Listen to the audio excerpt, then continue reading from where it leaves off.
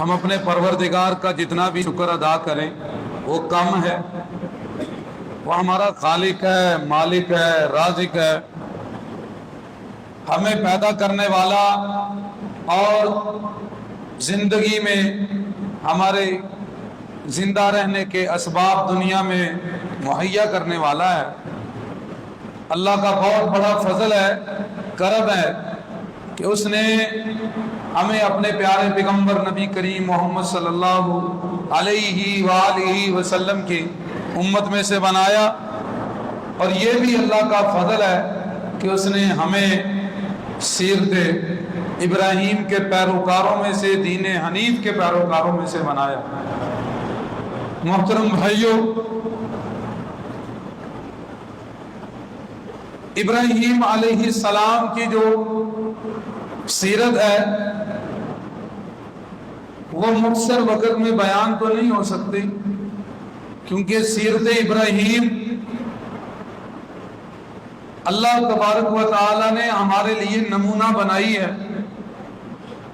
گویا وہ سیرت ابراہیم جو ہے وہ مکمل ضابطہ حیات ہے، پورا ایک دین ہے۔ اس لیے تو کہا گیا کہ سیرت ابراہیم کی پیروی کرو، ابراہیم علیہ السلام کی ملت جو ہے اس کی پیروی کرو، ان کا دین دین حنیف ہے۔ میں آپ کے سامنے اس خطبے میں اور اگلے خطبے میں صرف 2 پوائنٹ بیان کروں گا۔ اس میں سے پہلا آج جو ہے وہ یہ چیز آپ کے سامنے رکھوں گا کہ ابراہیم علیہ السلام نے اپنے رب کے لیے کیا کیا اور کیسے کیسے کیا، انہوں نے اللہ تعالی کی پہچان کیسے کروائی، اپنے رب کے لیے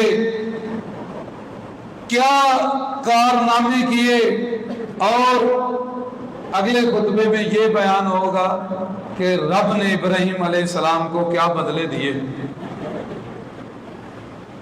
اس میں سب سے پہلی چیز ابراہیم علیہ السلام کی زندگی کو اگر آپ غور کریں تو اس میں ایک پوائنٹ اور ایک بات سب سے واضح ہے، جو وہ ہے کہ ابراہیم علیہ السلام کی زندگی میں توحید کی دعوت، لا الہ الا اللہ کے دلائل، اور اللہ وحدہ لا شریک لہ کی ذات باری و اقدس کو ثابت کرنے کے لیے ہر طرح کے باطل نظریے اور باطل گروہ سے ٹکرا گئے ابراہیم علیہ السلام، اور انہوں نے اپنے رب العالمین خالق کائنات کو اس قدر دلائل سے واضح کر دیا کہ سامنے والے جو تھے وہ بولنے کے قابل نہ رہے اور کسی دلیل کا جواب نہ دے سکے۔ یہ ایک پوائنٹ پہلے اس پہ میں بات کرتا ہوں کہ ابراہیم علیہ السلام کی جو سیرت ہے، اب آپ دیکھیں گے یہ مئی کا مہینہ ہے اور ہر طرف 28 مئی کے بارے میں بھی بات ہوگی، یوم تکبیر کی۔ اس کے پیچھے بھی یہ بات ہے کہ پاکستان ایٹمی پاور بنی، اور ایٹمی طاقت ہونے کا جو سب سے پہلے وہ چلایا گیا، تجربہ کیا گیا، اس کی وجہ سے جو ہے اس دن کا نام یوم تکبیر رکھ دیا۔ تو ابراہیم علیہ السلام کی جو سیرت ہے وہ ساری سیرت ہی اللہ کی کبریائی بیان کرتی ہے، اور ان کی زندگی کا ایک ایک پہلو، بلکہ ہر وقت ہی ابراہیم علیہ السلام کا جو ہے وہ تکبیر کے اوپر اور لا الہ الا اللہ کی پہچان کے اوپر گزرا ہے۔ اور یہ ایٹم بھی بہت بڑی میرے بھائیوں قوت ہے، لیکن جو قوت ابراہیم علیہ السلام دے کر گئے ہیں وہ زبان کے دلائل، یہ اتنی پاورفل چیز ہے۔ یاد رکھیے گا، صحیح مسلم میں حدیث ہے، رسول اللہ صلی اللہ علیہ وسلم نے فرمایا جو آخری جنگیں ہوں گی ان جنگوں میں امیر لشکر قسطنطینیہ کے شہر کے سامنے کھڑا ہو کر اللہ اکبر کہے گا، اس کلمے میں اتنی پاور ہوگی کہ شہر کی دیوار جو ہے وہ ایک سمندر میں گر جائے گی، پھر دوسری दीवार समुंदर में गिर जाएगी। वो तीसरी दफा अल्लाह अकबर कहेगा, बगैर लड़ाई के शहर फतह हो जाएगा। तो इब्राहिम अलैहिस्सलाम ने जो एटम दिया है वो कुव्वत का, दलील का, बराहीन का और मंतिक का एटम है। वो एक ऐसी चीज है, तबलीग का वो एटम है जिसके जरिए आप पूरी दुनिया को फतह कर देंगे बगैर खून बहाए। वो है इब्राहिम अलैहिस्सलाम की जिंदगी का एटम। तो जिस तरह हम यौम तकबीर पे खुश होते हैं, हमें इब्राहिम अलैहिस्सलाम की सीरत पर और तौहीद के दलाइल पर भी इससे ज्यादा खुश होना चाहिए कि जो उनकी सीरत से वो दलाइल हमें मिलते हैं। तो उसमें सबसे पहला पॉइंट है, इब्राहिम अलैहिस्सलाम ने जब वो पैदा हुए तो वहां का सिनेरियो वो थोड़ा सा आपके सामने रखता हूं। उस वक्त लोग अल्लाह के सिवा बहुत सारे माबूद थे जिनकी पूजा करते थे। अल्लाह के अलावा बुतों को, मुजस्समों को, मूर्तियों को भी बना के पूजा जाता था। खुद जिंदा इंसान अपनी पूजा करवाते थे। जैसे बादशाह ने कहा मुझे रब मान लो, कौम वालों को पूछा ये मूर्ति है मुजस्मे, तो उन मूर्ति मुजस्मे की भी पूजा करते थे। इसके साथ साथ अल्लाह के, इंसान के अलावा जो मखलूक है जमादात में, कायनात में, अजराम फलकी, ये सूरज, चांद, सितारे, इनकी भी वो पूजा करते थे। इंसानों की भी इबादत थी और इन सितारों, चांद, सूरज की भी इबादत थी। हाथों से बनाए हुए मुजस्समों, मूर्तियों और बुतों की भी इबादत और पूजा थी। इब्राहिम अलैहिस्सलाम ने किस तरह से माबूदाने बातिल का रद्द किया, ये तरीका बहुत शानदार है। इसकी इब्तिदा होती है क्वेश्चन से, सवालात से। आदमी अगर आप बातिल का रद्द करना चाहते हैं, सबसे पहले अपना आर्गुमेंट मत दें, अपनी तरफ से कोई हुक्म ना लगाएं, आप उसके ऊपर सवाल रखें। ये कुव्वत, दलील सबसे बड़ी कमी है। आप उससे सवालात पूछें उसके बारे में कि तुम्हारा नजरिया, तुम्हारे अकायद क्या है, उस पे सवालात पैदा करें, वो खुद सोचने पे मजबूर हो। आप सबसे पहले उससे सवाल करें। इब्राहिम अलैहिस्सलाम ने अपनी दावत का जो आगाज किया है, मेरे भाइयों आपकी तवज्जो मतलूब है। असल में इब्राहिम अलैहिस्सलाम की जो दावत है उसमें बयान करदा दलाइल वो लॉजिकली मंतकी दलाइल है, कुरान और सुन्नत के दलाइल नहीं है, वो अक्ली दलाइल है। जिस तरह समझिए जब मुहद्दिसीन आए, उन्होंने हर चीज कुरान हदीस से निकाल के अबवाब बांध के आपके सामने रख दिए। अब दोबारा से फिर यूनिवर्सिटियों का और अकल का जमाना आ रहा है। अब दुनिया फिर अक्ल से सवाल पूछती है। इब्राहिम अलैहिस्सलाम के जमाने में भी अक्ल उरूज पे थी और उनके सारे दलाइल अक्ली दलाइल थे, मंतकी दलाइल थे। इसलिए उन्हें समझने के लिए आपकी तवज्जो बहुत ज्यादा दरकार है। मैं इंशाल्लाह बहुत आसान करके आपके सामने रखूंगा। तो मंतिक और लॉजिक की जो दलाइल है उनकी इब्तिदा यानी तहकीक की इब्तिदा होती है क्वेश्चन से, रिसर्च की इब्तिदा होती है सवाल से। इब्राहिम अलैहिस्सलाम ने भी वही अंदाज किया। कहा इस काल अली अबीही व कौमी मा ताबुदून, अपने बाप को, अपनी कौम को कहा आप किन की इबादत करते हैं? अपना विजन, अपना अकीदा, अपना नजरिया मेरे सामने रखें। कालू नाबुद व सनामन फनज़ल्लु लहा आकिफीन, हम तो बुतों को पूछते हैं और हम उनके मुजाविर बन के बैठते हैं। सवाल पहले उनसे पूछा किन की इबादत करते हो, तुम्हारे रब कौन है? उन्होंने कहा हमारे रब ये मुजस्समे हैं, ये मूर्ति हैं। आगे फिर सवाल किया, कहा कि इस काल अली अबी व कौमी मा हाज़िहि तमासील अल्लती अंतुम लहा आकिफून। पहले पूछा तुम्हारा खुदा कौन है, तुम्हारा माबूद कौन है? उन्होंने कहा हमारे माबूद ये बुत है। फिर अगला क्वेश्चन, अब ये बताओ कि ये बुत इबादत के लायक क्यों हैं?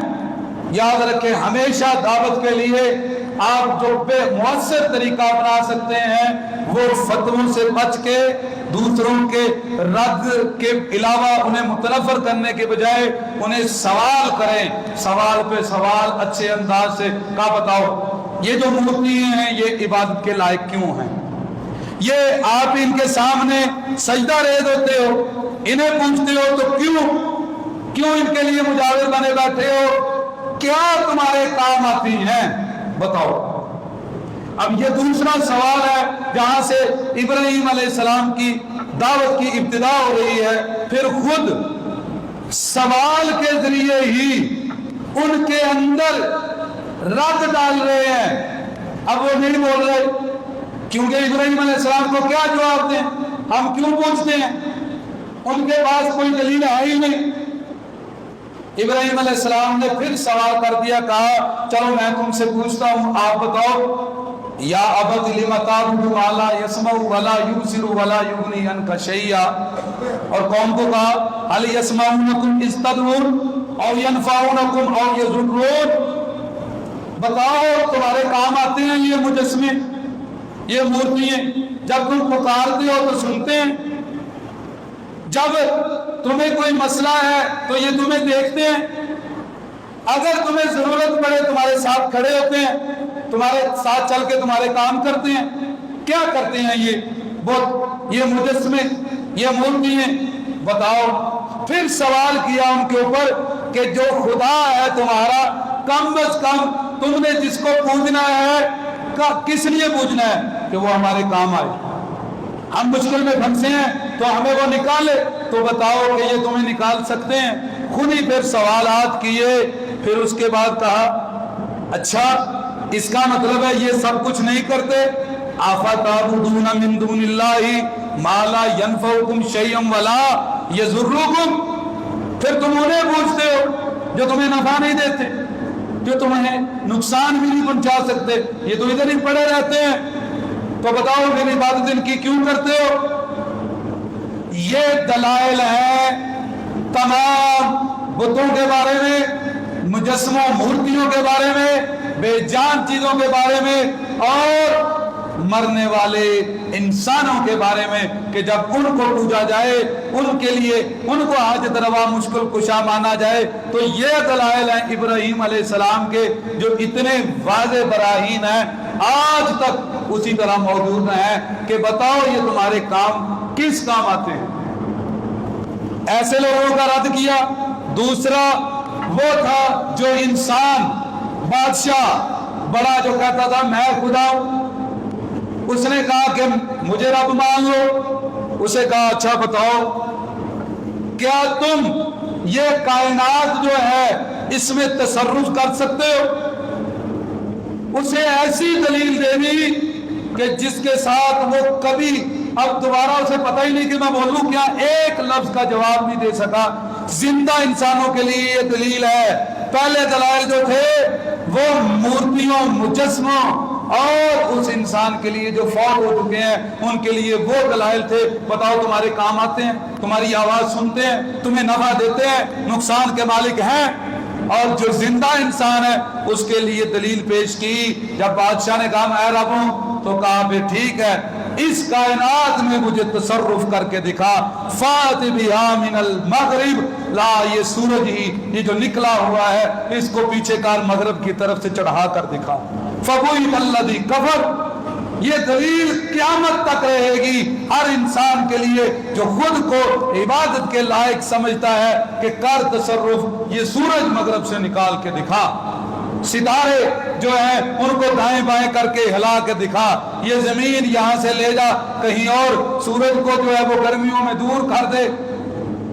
اب یہ ایسی دلیل تھی ابراہیم علیہ السلام نے جو دے دی، قیامت تک یہ عقلی دلیل ہے۔ انسان کو کہا تو کہتا میں عبادت کے لائق ہوں تو پھر کائنات میں تصرف کر کے دکھا۔ ایسے لوگوں کا بھی ناطقہ بند کر دیا۔ فبہت الذی کفر، ہکا بکا رہ گیا، جواب ہی نہیں آیا۔ کیا جواب دوں اس کا؟ اگر وہ کہتا کہ یہ تو سورج میں ہی نکالتا ہوں، جھوٹ بولتا، تو ابراہیم علیہ السلام نے کہنا تھا چل تو نکالتا ہے تو میرے کہنے پہ مغرب سے نکال۔ اگر کہتا جی میں نہیں نکال سکتا تو پھر دعوت جو دعویٰ کیا تھا میں رب تھا وہ ختم ہوتا تھا. اب اسے سمجھ ہی نہیں آئی میں کیا کہوں. تیسری جو دلیل تھی اس کو بھی سمجھیں. کچھ لوگ کائنات میں اجرام فلکی کو پوچھتے تھے, ستارے کو, چاند کو, سورج کو.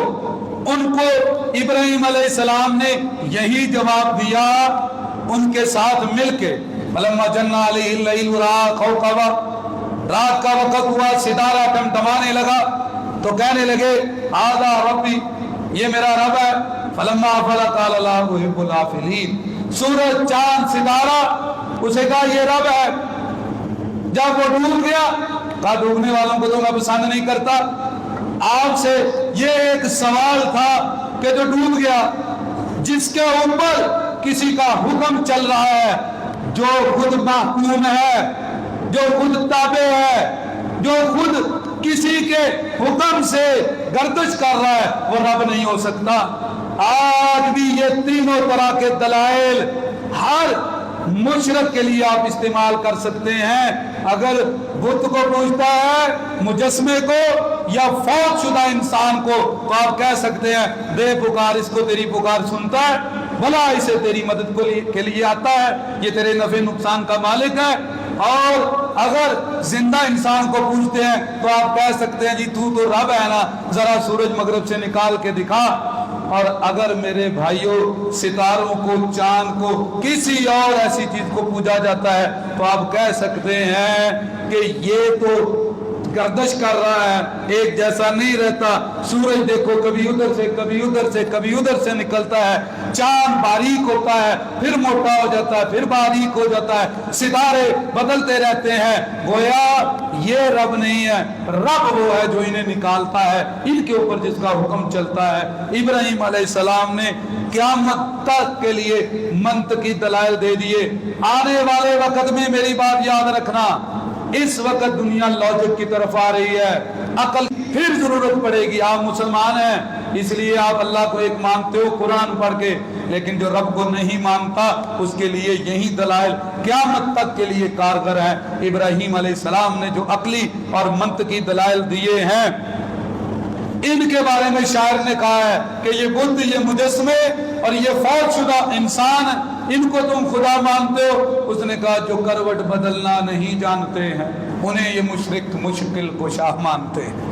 جو ہل بھی نہیں سکتے, جو خود اٹھ بھی نہیں سکتے, بیٹھ بھی نہیں سکتے, اور ستارے کے اوپر جو اسے گردش میں رکھے ہوئے ہیں وہ خدا ہے. اس پوری کائنات کا جو ہے, اقبال نے اس کی طرف اشارہ کیا ہے کہ یہ جو لوگ ان جامد اور ٹھوس چیزوں کو خدا مانتے ہیں, وہ کہنے لگا ستارہ کیا میری تقدیر کی خبر دے گا, وہ خود فراخی افلاک میں ہے خار و زبوں.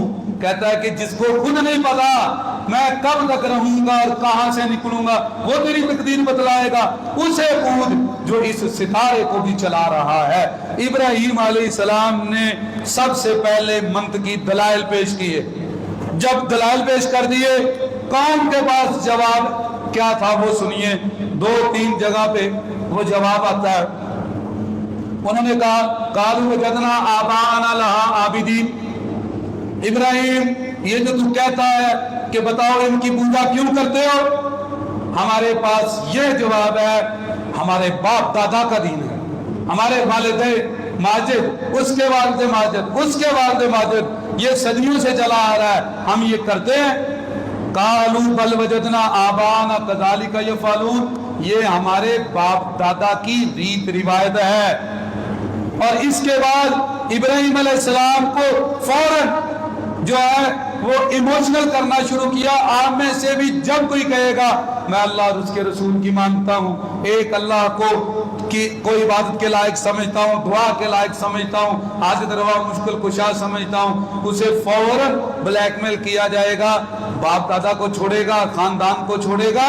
اور اگلی بات کیا کی جو باپ نے کی, قالا راغب انت عن آلہتی یا ابراہیم, تو ہمارے معبودوں کو چھوڑ دے گا, تو ہمارا مذہب چھوڑ دے گا, ہمارا طریقہ چھوڑ دے گا. ہمارے پاس دلیل کیا ہے, باپ دادا کی ریت, اور تو اب ہماری اس ریت روایت کو توڑ دے گا. یہ ایموشنلی طور پہ بلیک میل کیا جاتا ہے. ابراہیم علیہ السلام کو بھی کیا گیا. ابراہیم علیہ السلام نے جب یہ بات ان کی سنی تو پھر دلیل دی, وہ بھی لاجیکلی اتنی مضبوط دلیل ہے, آپ اسے غور کریں, سمجھیں. اگر آپ نے فلسفہ منطق پڑھی ہوتی تو آپ کو بڑا مزہ آتا کہ ابراہیم علیہ السلام کیسے ان کے ناطقے بند کر رہے ہیں. دلیل پیش کی, کہا لقد کنتم انتم وآباؤکم فی ضلال مبین.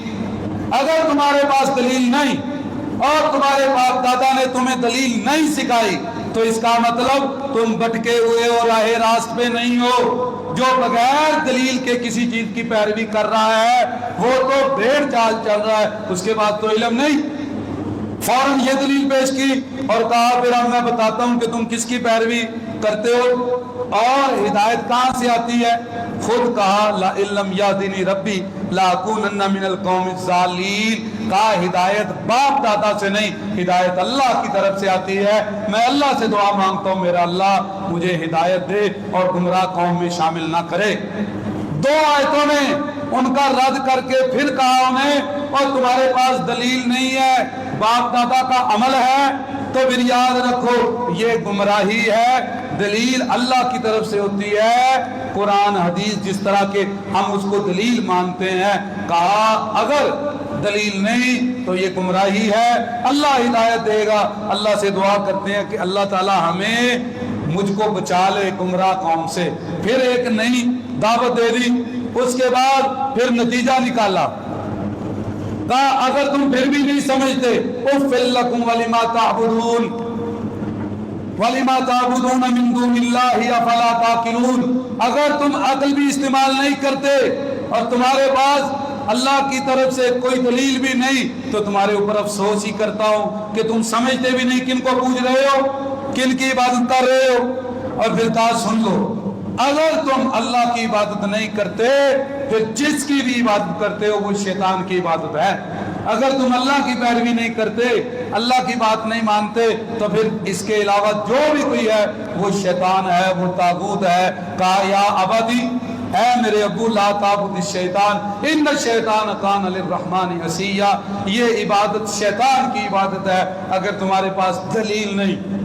اور کہا یا ابدی انی اخاف ان یمسک عذاب من الرحمن فتکون للشیطان ولیا.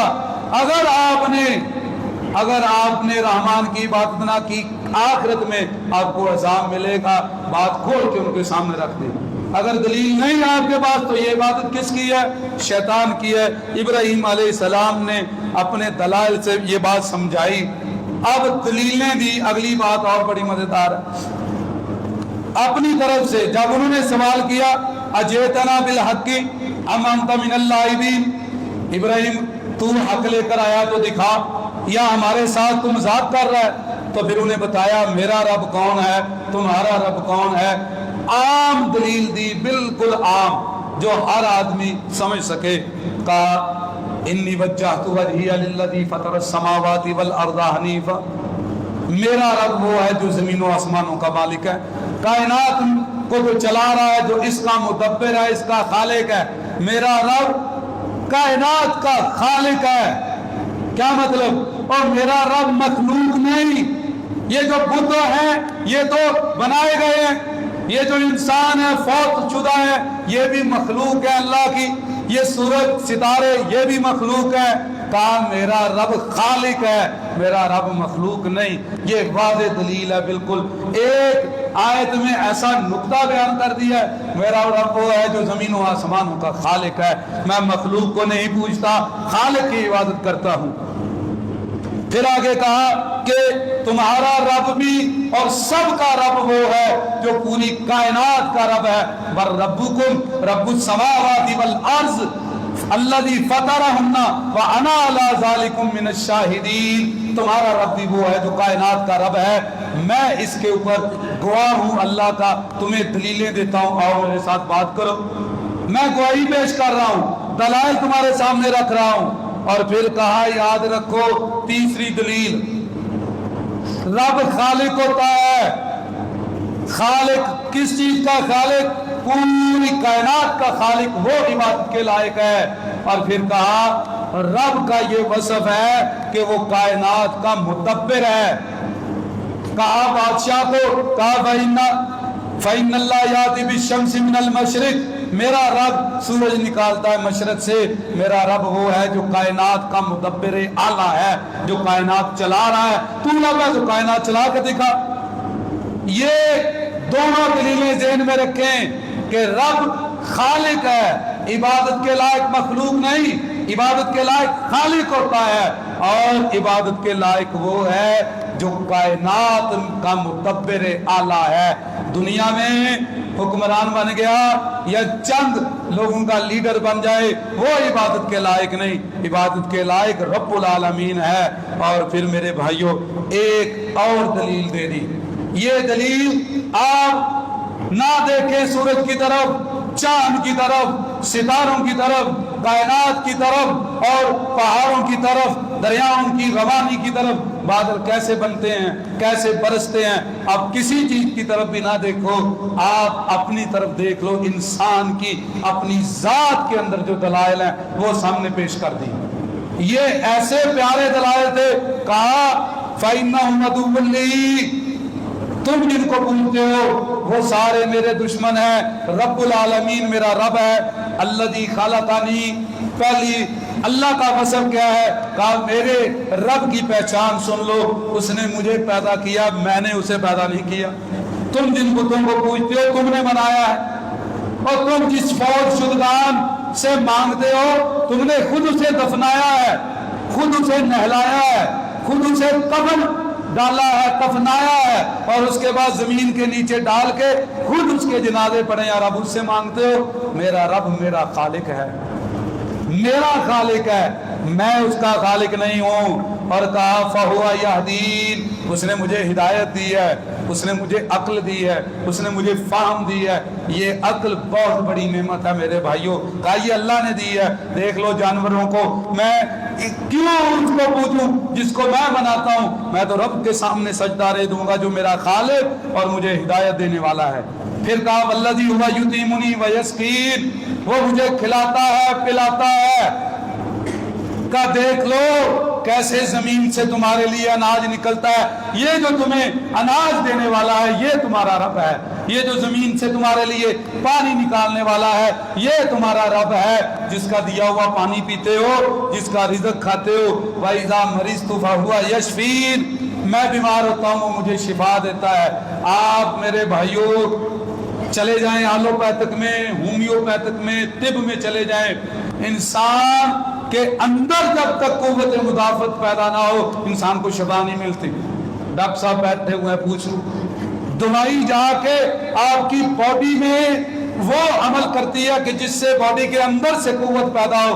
अगर आपकी बॉडी में कुव्वत मुदाफ़त पैदा नहीं होगी दवाई किसी काम नहीं आएगी। तो शफा अल्लाह ताला रखता है आपके बदन के अंदर। इसी वजह से हर दवाई देने वाला कहता है दवाई हम देते हैं, शफा अल्लाह देता है। दवाई हम देते हैं, शफा अल्लाह देता है। ये बॉडी की अलामत है।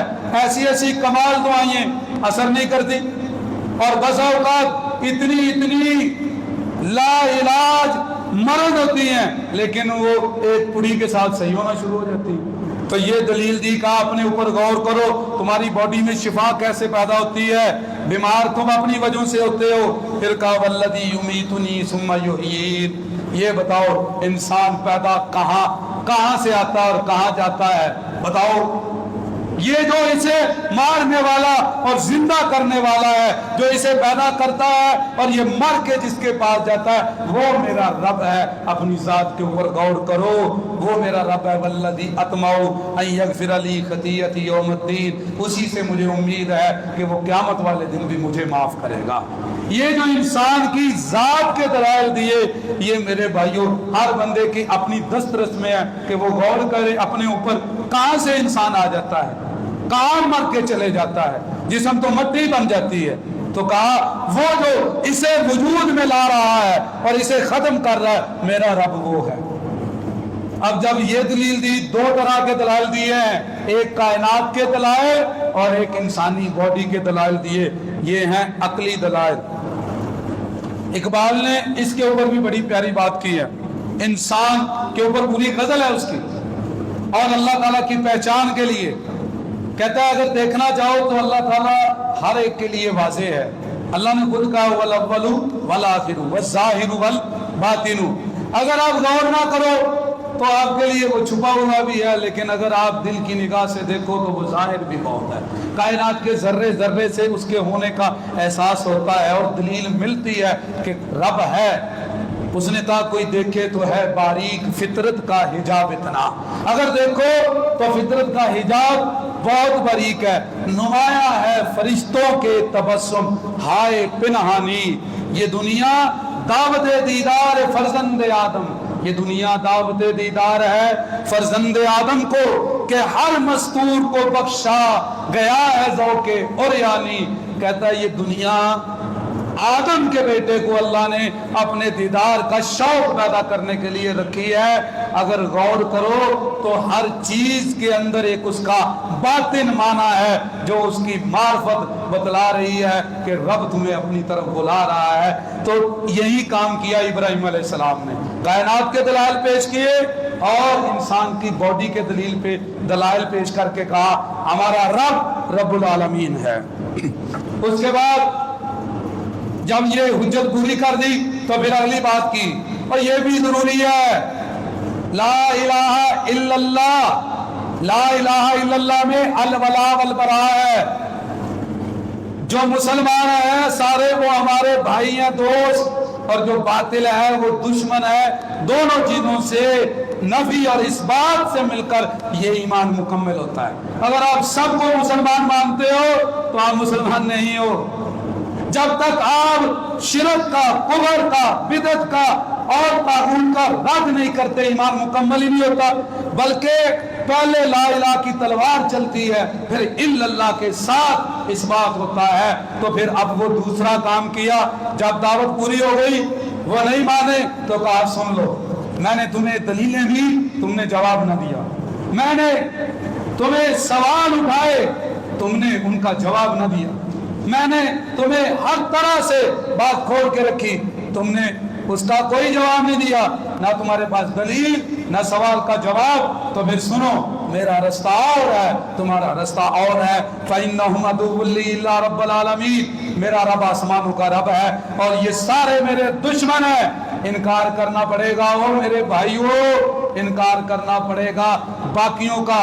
غلط ہے یہ یہود کی دعوت، غلط ہے یہ عیسائیوں کی دعوت، غلط ہے مشرکوں کی دعوت، غلط ہے۔ اگر آپ میسری بلی بنے رہو اور سب کو صحیح سمجھتے رہو، انکار کرنا پڑے گا ان کا جو خناس اصحاب رسول کو گالی دینے والے ہیں۔ ہم کوئی ان کی تعزیت نہیں کریں گے، ایسے کم بختوں کی ہمارا ان کے ساتھ کوئی تعلق نہیں، مر گئے مغروں لٹ گئے دفعہ دور ہے، یہ سارے مردود ہیں جو اصحاب رسول کو گالی دینے والے۔ ہم کیوں ان کے اوپر انا للہ اور ان کے لیے جو ہے نا وہ باتیں کریں؟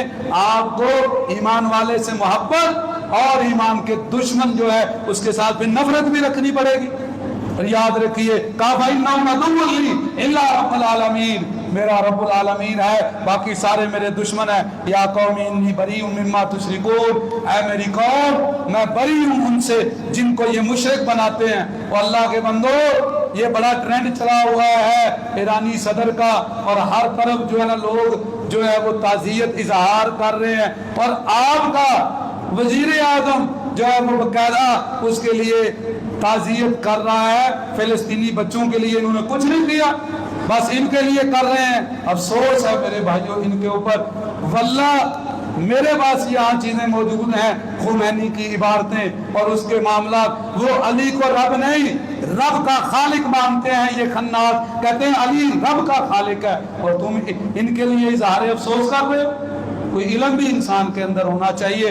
حکمت کا تقاضا لیٹنا نہیں، حکمت کا تقاضا خاموش رہ کے گزر جاؤ، دعوت حق کی دو۔ یہ تو کوئی حکمت کا تقاضا نہیں کہ باطل کو ہی سجدے کرنے شروع کر دو، یہ کوئی حکمت ہے؟ یہ حکمت نہیں ہے، یہ حکمت نہیں ہے میرے بھائیوں۔ فَإِنَّهُمْ عَدُوٌّ لِّي إِلَّا رَبَّ الْعَالَمِينَ یا قوم انی بریء مما تشرکون، اے میری قوم میں برات کا اعلان کرتا ہوں ان سارے مشرکوں سے، میرا رب العالمین ہے وہی میرا خالق ہے۔ پھر اس کے بعد اعلان برات کرنے کے بعد اس حدیث پہ وہ ظاہر عمل ہے جو نبی صلی اللہ علیہ وسلم نے بھی اصول بتلایا، وہ اصول سیرت ابراہیم سے نکلا ہے۔ وہ اصول کیا ہے؟ تم میں سے کوئی برائی دیکھے، اگر طاقت ہے تو ہاتھ سے روکے، اگر طاقت نہیں زبان سے اس کا رد کرے کہ یہ بری چیز ہے، یہ اچھا عمل نہیں۔ آپ کو اگر آپ اتنے سیاسی ہو، اتنے ڈپلومیٹک ہو، تو پھر ایرانی صدر کے سامنے جھکنے سے پہلے فلسطینی بچوں کے لیے بھی تمہیں پارلیمنٹ میں اظہار تعزیت کرنا چاہیے تھا۔ اگر یہ نہیں تو پھر اس طرح کے صحابہ کے دشمن کی اظہار تعزیت کیا ہوتی؟ تو پھر میرے بھائیوں بات واضح ہے، کہا ہاتھ سے نہیں روک سکتے، زبان سے نہیں روک سکتے، اور دل سے تو برا جانو۔ تو یہاں پر پھر کہا سنو، اب میں تمہیں دکھاؤں گا اپنے ہاتھ سے منکر ختم کر کے۔ اور میرے بھائیوں بہت بڑا یہ نقطہ ہے، غور سے سن لیجئے، یہ بھی نقطہ بہت اہم ہے۔ وَتَاللَّهِ لَأَكِيدَنَّ أَصْنَامَكُمْ بَعْدَ أَن تُوَلُّوا مُدْبِرِينَ۔ کہا ٹھیک ہے، اب تمہارے بتوں کو دکھاؤں گا میں تمہیں کہ یہ تمہارے کام نہیں آتے، اپنے ہاتھوں سے انہیں تباہ کروں گا۔ پہلے علل اعلان بات کہہ دی، میں ان کے خلاف کام کروں گا۔ پھر چپکے سے گئے، فَجَعَلَهُمْ جُذَاذًا إِلَّا كَبِيرًا لَّهُمْ، جا کے ٹکڑے ٹکڑے کر دیا، ٹکڑے ٹکڑے ان بتوں کو کر دیا، عملی طور پہ دکھایا۔ پھر ان کو ختم کرنے کے بعد ابراہیم علیہ السلام کے پاس وفد آیا، کہا ابراہیم آپ نے کیا ہے؟ کہا ہم کرنے والے تو یہ ہیں جن کو تم بڑی کرنے والے مانتے ہو۔ یہ کرنے والے تو یہ ہے نا، یہ جو بابے تمہیں اتنا کچھ دیتے تھے، تم انہیں سجدہ کرتے، تم کہتے تھے زمین آسمان انہوں نے بنائی ہے، تو یہ بڑا صحیح سلامت کھڑا ہے، اسی نے کیا ہوگا۔ دنیا میں بھی ایسے ہوتا ہے، بڑا ملک طاقتور چھوٹوں پہ حملے کرتا ہے، اسے پکڑو، اسے پوچھو، میں بھی تمہارے ساتھ پوچھتے ہیں۔ اب وہ اپنی طرف اللہ نے کہا فَرَجَعُوا إِلَىٰ أَنفُسِهِمْ، ایسی دلیل دے دی ابراہیم علیہ السلام نے، اور اپنے اندر دل میں کہنے لگے بندہ سچا ہم جھوٹے ہیں، کہنے لگے ابراہیم تو جانتا ہے یہ بولتے نہیں، تو جانتا ہے یہ سنتے نہیں، تو بھی لیٹسٹ اس ہفتے میں افغانستان کے اندر طالب علموں کی بس کے اوپر اٹیک کیا داعش نے، طالب علموں کی بس پہ، اور انہیں اڑا دیا۔ پاکستان کے حکومت کے خلاف بھی وہ اٹیک کرتے ہیں۔ یہ دونوں چیزیں کفر کی چیزیں ہیں۔ اگر آپ کفر کو، باطل کو دعوت نہیں دیتے، پھر بھی آپ کا طریقہ اسلامی نہیں ہے۔ اور اگر آپ مسلم نافرمان خطا کار حکمرانوں کے خلاف اسلحہ اٹھاتے ہو، یہ بھی آپ کا جو ہے طریقہ باطل کا طریقہ ہے، ان کو دعوت دینی ہے۔ ہر وہ بندہ جو غلط کرتا ہے اسے دعوت ہے، لیکن آپ لڑ نہیں سکتے، ہتھیار نہیں اٹھا سکتے، یہ غلط ہے۔ ابراہیم علیہ السلام نے یہ بات بتائی، یہ نقطہ سنیے۔ مجھے بتاؤ ابراہیم علیہ السلام نے منکر کو ختم کیا کہ منکر کو؟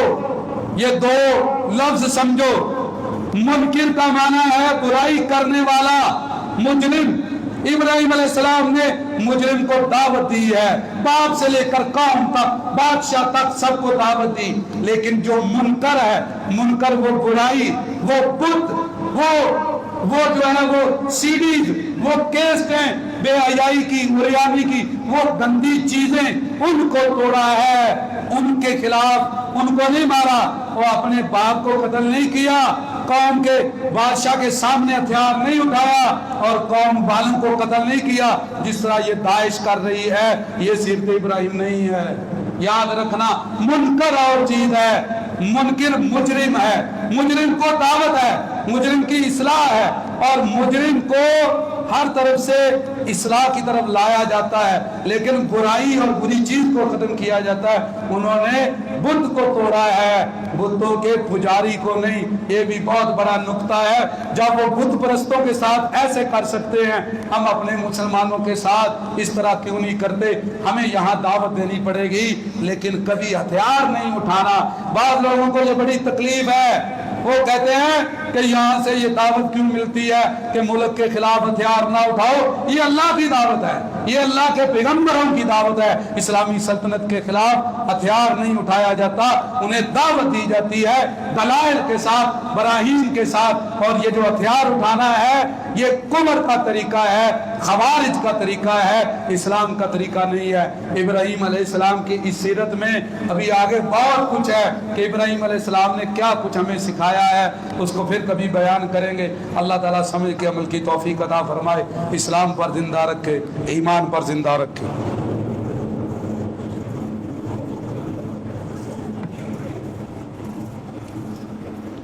ان الحمد لله نحمده ونستعينه ونستغفره ونعوذ بالله من شرور انفسنا ومن سيئات اعمالنا من يهده الله فلا مضل له ومن يضلل فلا هادي له اشهد ان لا اله الا الله وحده لا شريك له واشهد ان محمدا عبده ورسوله يا ايها الذين امنوا اتقوا الله حق تقاته ولا تموتن الا وانتم مسلمون يا ايها الناس اتقوا ربكم الذي خلقكم من نفس واحده وخلق منها زوجها وبث منهما رجالا كثيرا ونساء واتقوا الله الذي تساءلون به والارحام ان الله كان عليكم رقيبا يا ايها الذين امنوا اتقوا الله وقولوا قولا سديدا يصلح لكم اعمالكم ويغفر لكم ذنوبكم ومن يطع الله ورسوله فقد فاز فوزا عظيما.